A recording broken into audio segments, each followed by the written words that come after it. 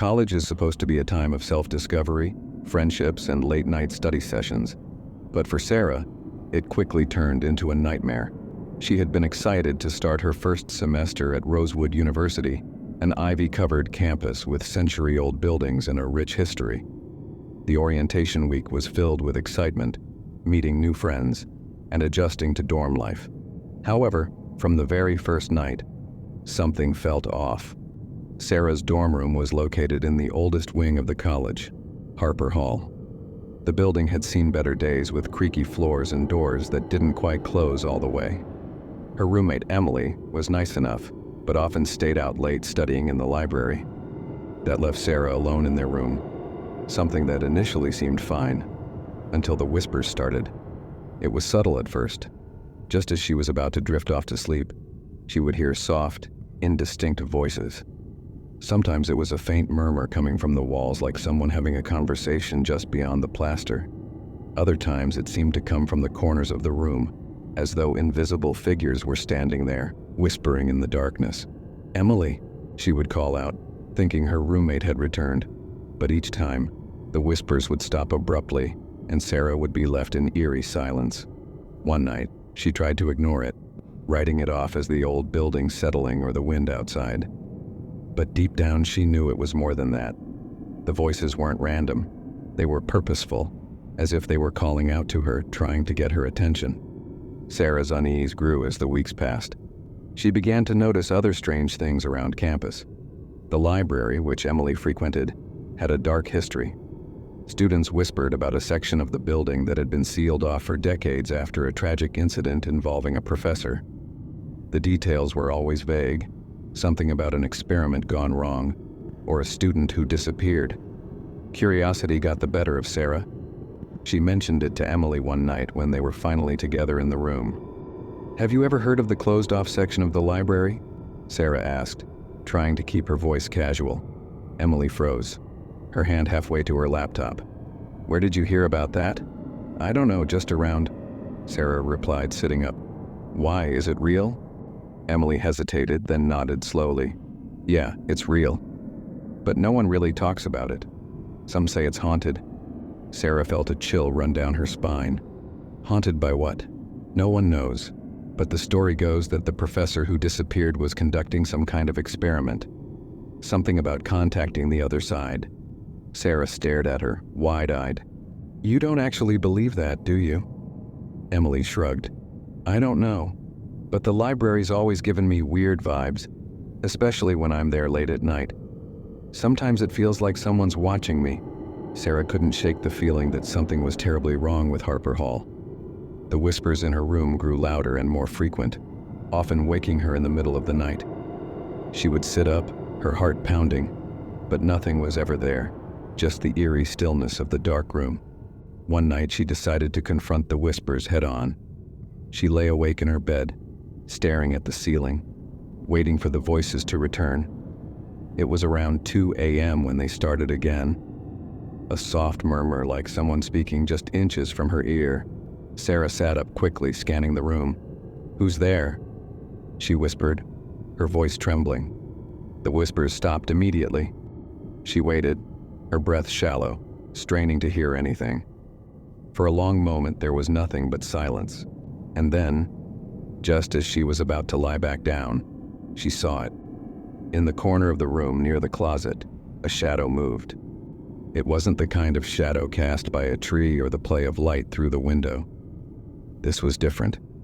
It was darker, denser, and it seemed to pulse, as though it were alive. Sarah's heart leaped into her throat. She blinked, hoping it was just her imagination, but when she opened her eyes, the shadow was still there. Growing, shifting, as if it was reaching for her. "Emily," she whispered frantically, but her roommate was still out.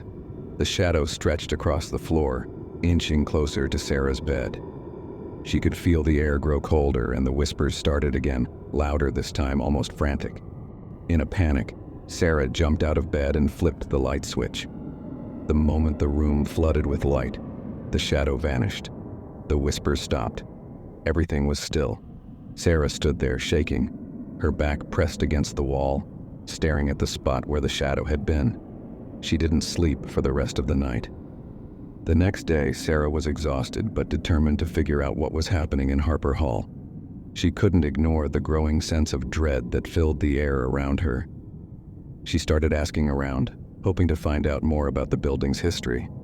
She spoke with a janitor who had worked at Rosewood University for over 20 years. He confirmed her worst fears.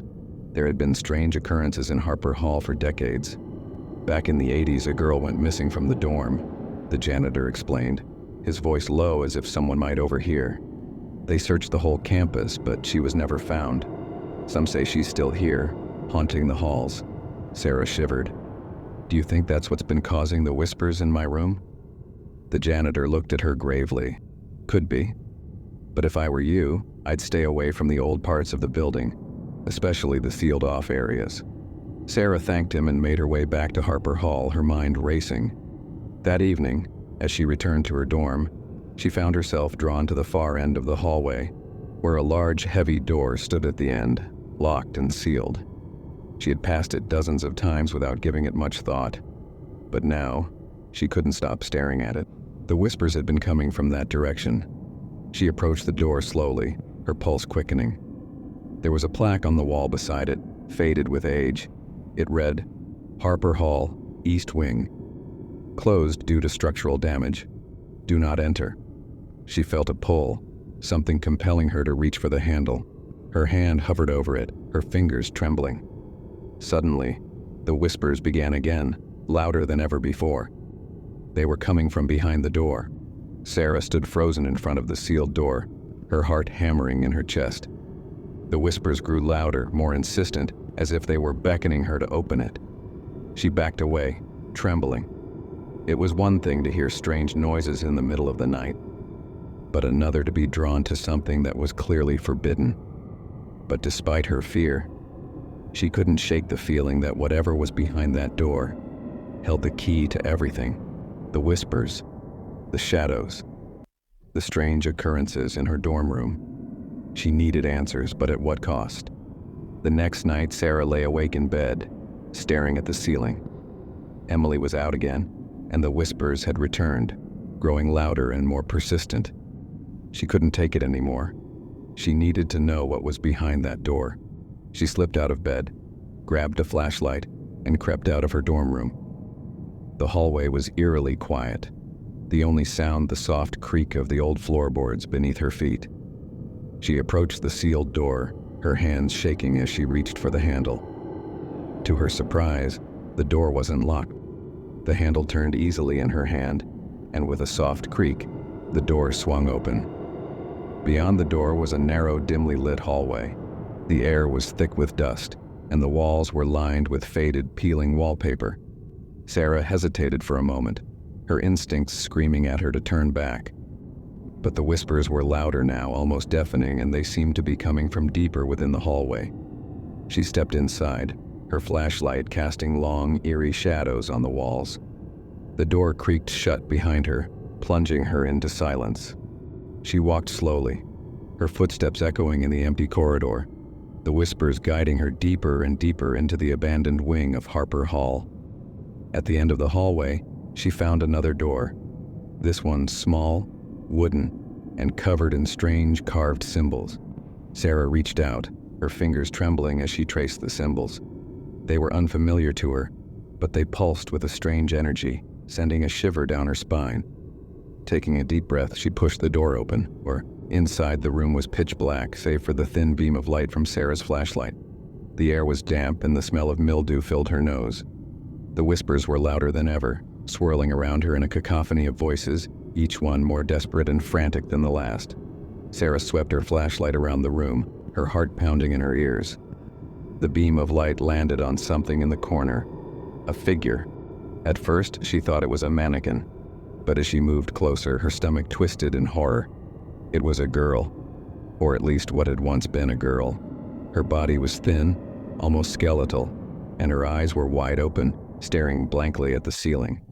She was dressed in an old-fashioned nightgown, and her skin was pale, almost translucent. But the most disturbing part was her mouth. It was sewn shut. Sarah stumbled back, her flashlight flickering. The whispers had stopped, replaced by a low, guttural growl that seemed to come from the very walls of the room. The temperature plummeted, and Sarah could see her breath in the air. Suddenly, the door slammed shut behind her. She spun around, her flashlight beam darting across the room. The shadows seemed to be moving, creeping closer and closer as if they were alive. Sarah backed up against the wall, her heart racing, her breath coming in short gasps. "What do you want?" she whispered, her voice shaking. There was no answer, but the shadows kept moving, swirling around the room like a dark, malevolent fog. The figure in the corner twitched, and Sarah screamed, her flashlight falling to the floor with a clatter. She fumbled for it, her fingers trembling, but before she could grab it, the shadows closed in. When Sarah woke up, she was lying on the cold, damp floor of the sealed room. Her head throbbed, and her body felt heavy, as if the very air around her was pressing down on her. The whispers were gone, replaced by a deafening silence that made her ears ring. She struggled to sit up, her hands scraping against the rough floor. Her flashlight was lying a few feet away, flickering weakly. She grabbed it, her heart pounding in her chest as she swept the beam of light around the room. The figure in the corner was gone. The door was open, but the hallway beyond was filled with darkness. Sarah stood up, her legs shaking, and stumbled toward the door.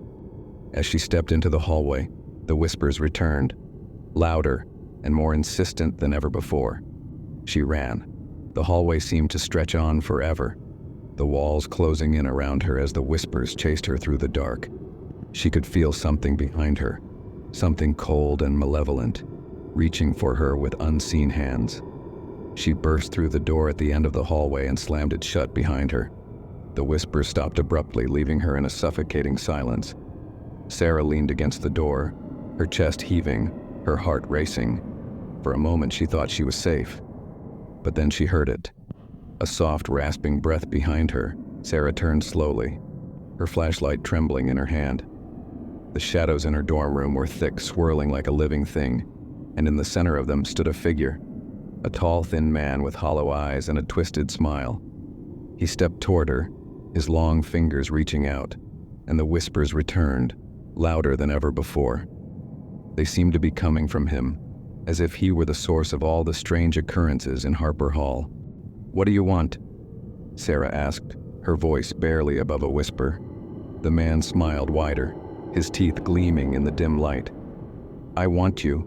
Sarah backed up, her heart pounding. "Why? Why me?" The man's smile faded, and his hollow eyes filled with a deep, unsettling sadness. "Because you're the only one who can hear us, the only one who can free us."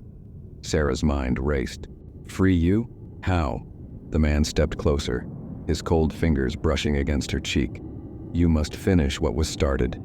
You must open the door." Sarah shook her head, her stomach twisting with fear. "I won't do it." The man's eyes darkened, and the whispers grew louder, almost deafening. "You have no choice." Sarah's hands trembled, the man's cold gaze drilling into her. The whispers were deafening now, swirling around her like a storm. She felt their weight, pulling her toward the inevitable, toward the door, but she couldn't give in. Something deep inside her, a primal instinct, told her that opening that door would lead to something far worse than anything she had seen or heard. The tall man, with his hollow eyes and twisted smile, moved closer. "You will open it, Sarah. There's no escape." With a sudden burst of courage, Sarah turned and ran for the dorm door. She could hear the man's footsteps behind her, slow but deliberate, as if he knew she couldn't get away. She threw open the door and sprinted down the hallway, her breath coming in ragged gasps. The whispers were everywhere now, filling the entire building. The walls seemed to vibrate with their intensity. Every light flickered, casting eerie shadows that danced across the peeling wallpaper. Sarah's heart pounded in her chest as she ran, desperately trying to find an exit, to find a way out of this nightmare. But as she reached the end of the hallway, something strange happened. The building seemed to shift, like the very space around her was bending. The exit door that had been there moments before was now gone. In its place stood another door, just like the one in the sealed room, small, wooden, and covered in the same strange symbols. Sarah's breath caught in her throat. There was no way out. The tall man appeared behind her, his footsteps slow and steady, as if he was savoring the moment. "You see now, don't you? There's no running. There's no hiding. This place, it won't let you go." She stared at the door in front of her, the symbols glowing faintly in the darkness. The whispers grew louder, more frantic, as if they were urging her to open it, but her heart screamed at her not to. Something terrible was behind that door, something ancient, something evil. But what choice did she have? With shaking hands, Sarah reached out and touched the door. The wood was cold under her fingertips, and as she traced the symbols, a strange energy pulsed through her, making her skin tingle. She could feel the power behind the door, something dark and malevolent, waiting to be unleashed. Behind her, the tall man watched, his smile growing wider. "It's time, Sarah. Open the door. Free us all." Her heart raced, her mind a whirlwind of fear and confusion. Could she really do it? Could she really open the door and let whatever was inside out into the world? The whispers seemed to plead with her, urging her forward, but her gut told her that opening the door would be the end of everything. Tears welled up in her eyes as she turned back to the man. "Why me? Why am I the one who has to do this?" The man's smile faded, and for the first time his eyes softened. "Because you are the one who can hear us. You are the one who was chosen. This place, it called to you." Sarah shook her head, her tears falling freely now. "I didn't ask for this. I don't want any part of this." The man stepped closer, his voice low and calm. "None of us asked for this, but it's the only way." Her heart pounded in her chest, the weight of the decision pressing down on her like a vice. She looked back at the door, the symbols glowing faintly in the darkness. She could feel the presence behind it, waiting, watching. With a deep breath, she made her decision. In a sudden burst of defiance, Sarah stepped away from the door, her hands shaking. I won't do it. I won't let whatever's behind that door out." The tall man's expression darkened, his hollow eyes narrowing. "You don't understand. If you don't open the door, the whispers will never stop. They'll haunt you for the rest of your life. They'll drive you mad. I'd rather live with the whispers than unleash whatever is behind that door," Sarah said, her voice trembling but firm. The man's smile disappeared completely, and his eyes seemed to glow with a cold, malevolent light. "You've made a grave mistake, Sarah." Suddenly, the whispers grew louder, almost deafening, as if they were screaming in anger. The walls shook, and the air grew thick with a suffocating darkness. Sarah stumbled back, her heart racing as the shadows around her seemed to come alive, twisting and writhing like living things. The man stepped forward, his voice low and menacing. "If you won't open the door, then you will take our place." Before Sarah could react, the shadows surged forward, wrapping around her like tendrils of darkness. She screamed, but no sound escaped her lips as the shadows pulled her into the inky blackness. The last thing she saw was the tall man's twisted smile, as the world around her disappeared into darkness. When Sarah opened her eyes, she was standing in the middle of the hallway, the dormitory silent and still. The door she had refused to open was gone, replaced by the familiar walls of Harper Hall. Everything looked normal, as if nothing had happened. But something was different. The whispers were gone. For the first time in days, the suffocating presence that had haunted her was absent. The air felt lighter, and the oppressive darkness that had surrounded her had lifted.